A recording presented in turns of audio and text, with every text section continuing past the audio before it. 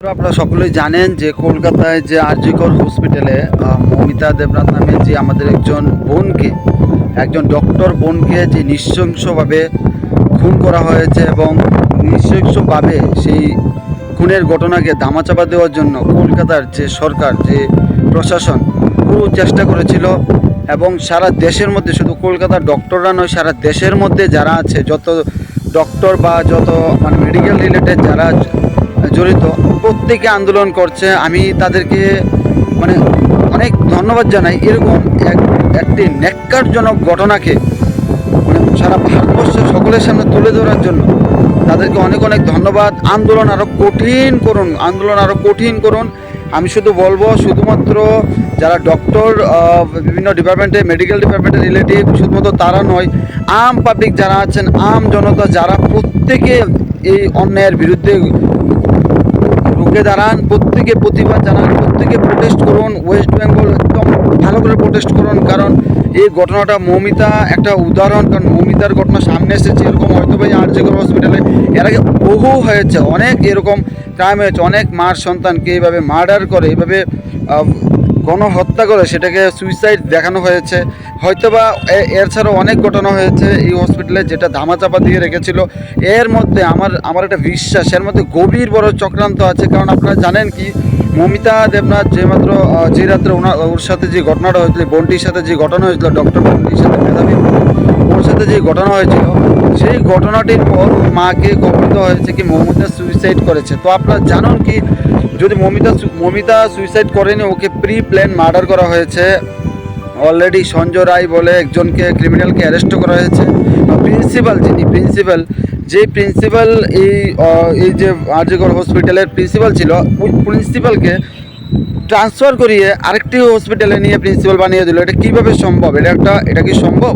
কোনো একটা হসপিটালের মধ্যে কোনো একটা গভর্নমেন্ট পট করে একটা জায়গা থেকে নিয়ে ওর হসপিটালে এত বড় একটা ঘটনা, ওকে নিয়ে আরেকটা হসপিটালে আবার সেম চাকরি যত টার্মিনেট করা দরকার ছিল, কিন্তু সেটা না করে ওকে পুনরায় অন্য একটা হসপিটালে ওকে আবার নিয়োগ করে নিল। তো সেটা ছাড়ুন, এর একদিন পরেই দেখা গেল কি, ছাত্র যখন আন্দোলন করছে, রাতে হঠাৎ করে কিছু লোক এসে ভিতরে ভাঙচুর করা শুরু করলো, ভিতরে সব কিছু ভেঙে প্রমাণ লুপাট করার জন্য একটা গভীর চক্রান্ত শুরু করেছিল, যেটা হতে দেয়নি সিবিআই টিম। ওনাদের হাতে নেওয়ার পর সবগুলির হাতে তালা লেগে গেছে। এমনকি রাজ্যের পুলিশ, ওনার রাজ্যের প্রশাসন, ওনার রাজ্যের পুলিশ, পশ্চিমবঙ্গের পুলিশ ঠিক 7 দিন হয়ে গেল ঘটনার কোনো ধরনের কোনো তদন্ত এগোচ্ছে না।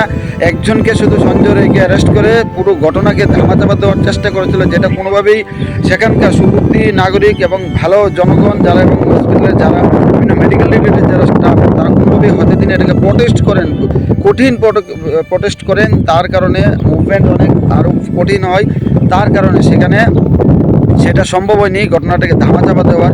এখন সিবিআইয়ের হাতে আছে। আমি আশা করি এটা আরও যাতে প্রমাণ না লুকাতে পারে, সেই সিবিআই এটা অবশ্যই এটা চেষ্টা করবে। কিন্তু 7 দিনে যে ক্ষতি হয়েছে সেটা অনেক ক্ষতি হয়েছে, কারণ অনেক বড় বড় লোককে নিশ্চয়ই এর মধ্যে লুকিয়ে রাখার চেষ্টা হয়েছে। কারণ দেখুন, যেই ঘরে মমিতাকে হত্যা করা হয়েছে, যেই ঘরে নৃশংসভাবে মমিতার মতো একজন বোনকে হত্যা করা হয়েছে, সেই ঘরের পাশেই যে বিল্ডিংটা, সেটাকে ভেঙে পরে 2-3 দিনের মধ্যে ভাঙা শুরু করেছে।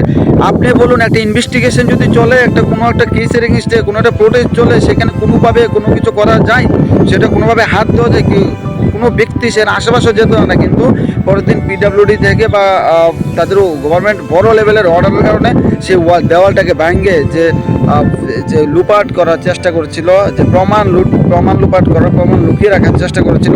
কিন্তু সত্যকে কোনোদিন আটকে রাখা যায় না। মমিতার মতো, আমার মনে হচ্ছে মমিতার মতো হাজারো লোক এখানে খুন হয়েছে এর আগে। এই হসপিটালকে পুরোপুরি সিল করে দেওয়া দরকার। এবং পশ্চিমবঙ্গে যে সরকার, একজন মহিলা মুখ্যমন্ত্রী, উনি একজন মহিলা মুখ্যমন্ত্রী হয়ে উনি একজন বোনকে এইভাবে হত্যা হওয়ার পর এই প্রমাণগুলি লুপাট করার জন্য নাটক করছে।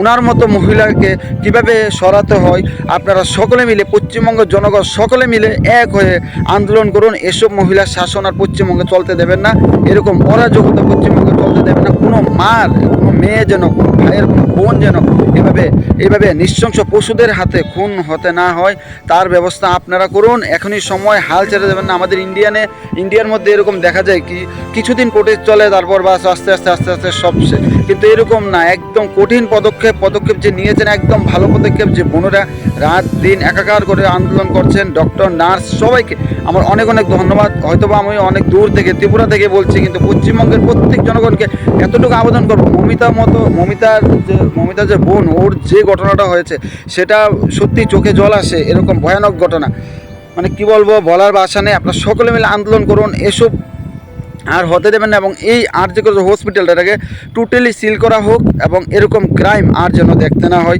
বন্ধুরা সকলে মিলে আন্দোলন করুন, যদি আম পাবলিক আন্দোলন করুন, সকলে আন্দোলন করুন, শুধুমাত্র ডক্টর, নার্সের উপর বসে থাকবেন না, পুরো পশ্চিমবঙ্গের মধ্যে ঝাঁপিয়ে পড়ুন। মমিতাকে ন্যায় দিতে হবে।